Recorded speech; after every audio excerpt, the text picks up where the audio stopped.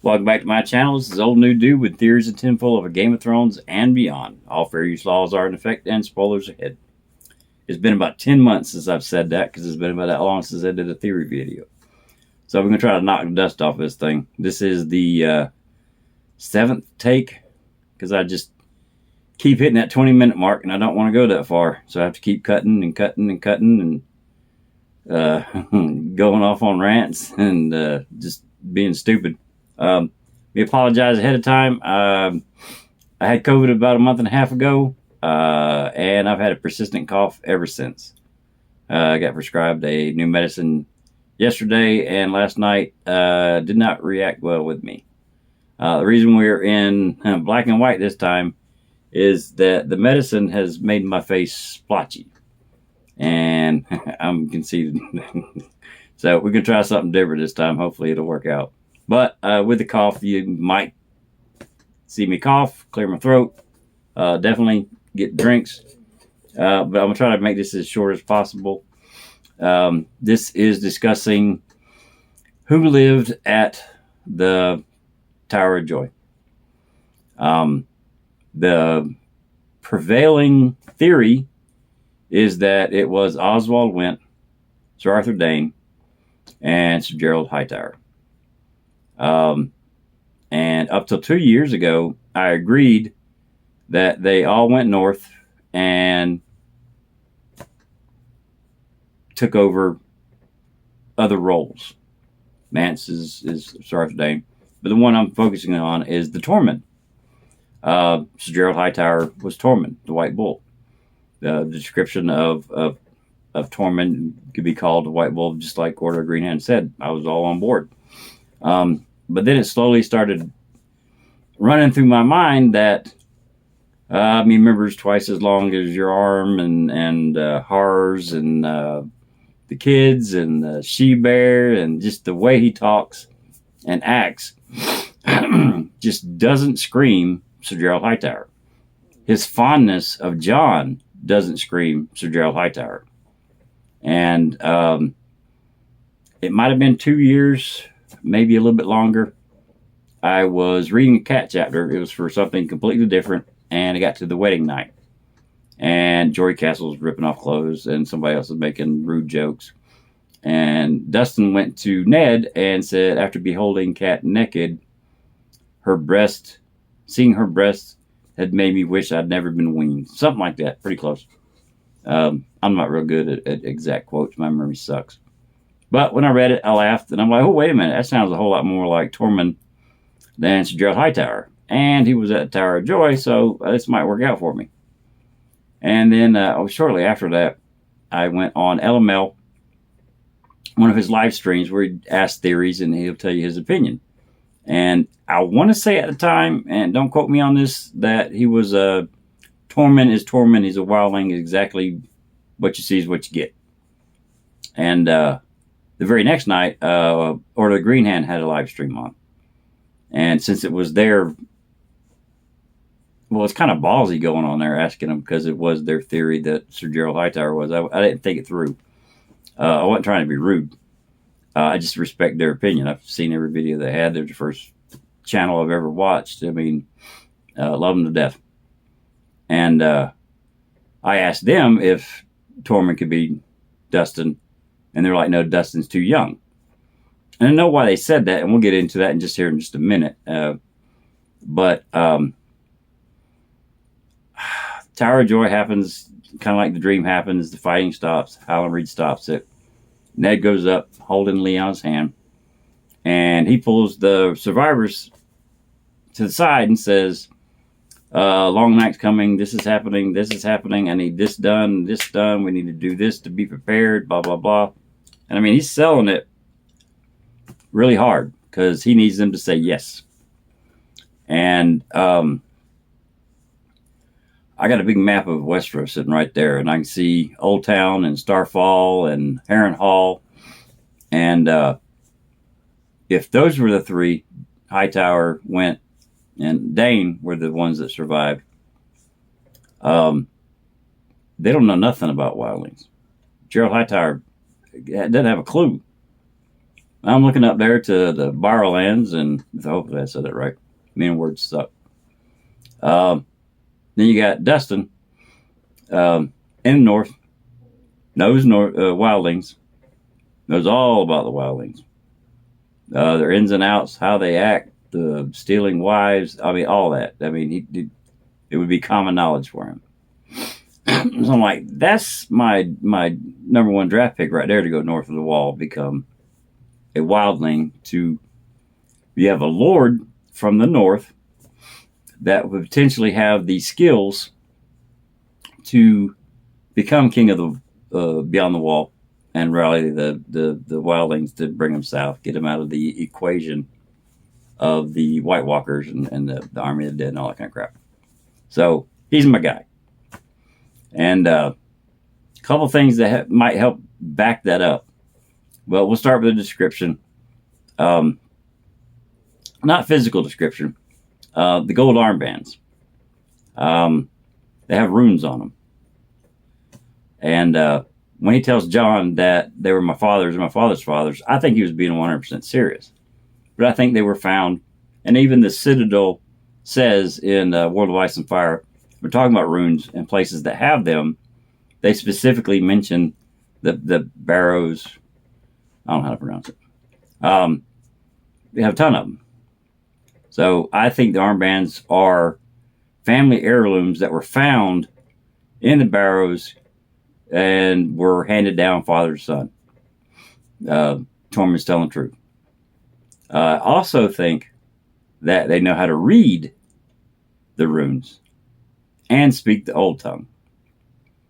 What makes me think this is there is a moment where Jon and Tormund are side by side on horses, I think, and the giants are coming by, and then Tormund says something in the old tongue, and the giant says something back in the old tongue. Jon's like, "What'd he say?" He's like, "Is that my daughter? He's never seen pink shaven cheeks before," something like that.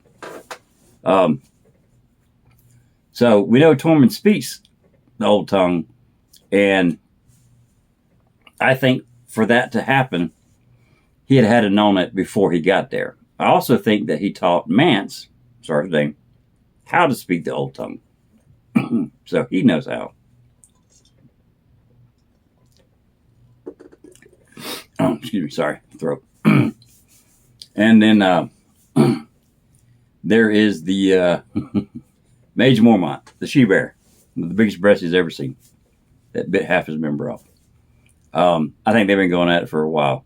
The first daughter, oldest daughter, however she is, they've been banging since that far back. We've already seen at the Harvest Festival feast, through Bran's point of view, they get kind of rowdy. And I think Dustin's a bit of a player, an older version of Brandon or Robert.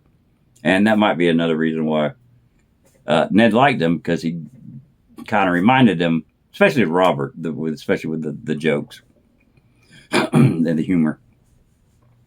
And also possibly a third father figure, but that doesn't help this discussion. So Major Mormont. If Tormund was Sir Gerald Hightower, we've already found out that the Hightowers do not like Bear Island through Jorah and his wife, second wife. So that's big old screaming red flag that Hightower, Bear Island is a no-go. That was another reason I didn't think it was Sir Gerald Hightower. But I think it's been going on for a while. All her daughters are his. And chances are all his sons belong to somebody else. Like I said, I think he's a player. But and then getting on the Order of the Green Hand saying that he's too young, and the reason they said that is Barbie Dustin is talking to Theon, and it might be down in the crypts, I can't remember.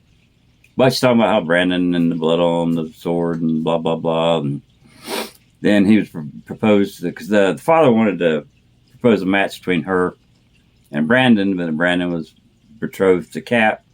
So that left the betrothal to Ned. Then she said Cat got that one too. And then I got stuck with young Lord Dustin. My belly. It's been a long 32 hours. I haven't had to sleep. I haven't been eating well. My stomach's been... Never mind. Just because it says... Sorry. I'm still having issues from the medicine. Just because it says young Lord Dustin doesn't mean he's young. At the beginning of Robert's Rebellion, her and William's only been married about like 6 months. And she's begging him, do not go. You have kin that you can send. You have an uncle that fought in the War of the Nine Penny Kings, which would make the uncle at least Barristan Selmy's age, or Sir Gerald Hightower. 60 plus, right? Maybe even a little more. Which would make the Lord Dustin, old Lord Dustin, even older than the uncle. So I think the terminology was the separation from the father and son, old Lord Dustin, young Lord Dustin, just to distinguish between the two. It wasn't an actual description of his age, which, I mean, it helps my narrative, so I'm going to go with it. I mean, it screams Lord William Dustin.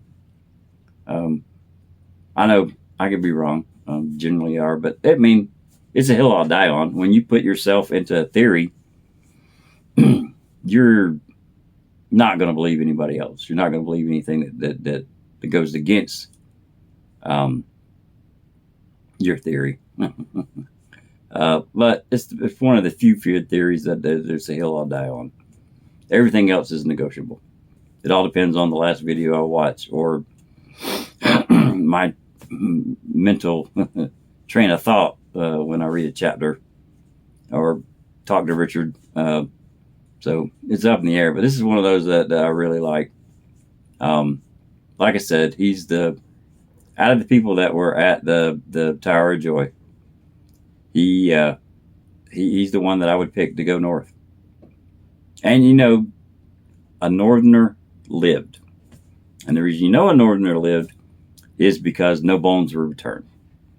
And the reason you don't return 4 dead northerners' bones and not the 5th is to hide the 5th. You got to not take any of them back.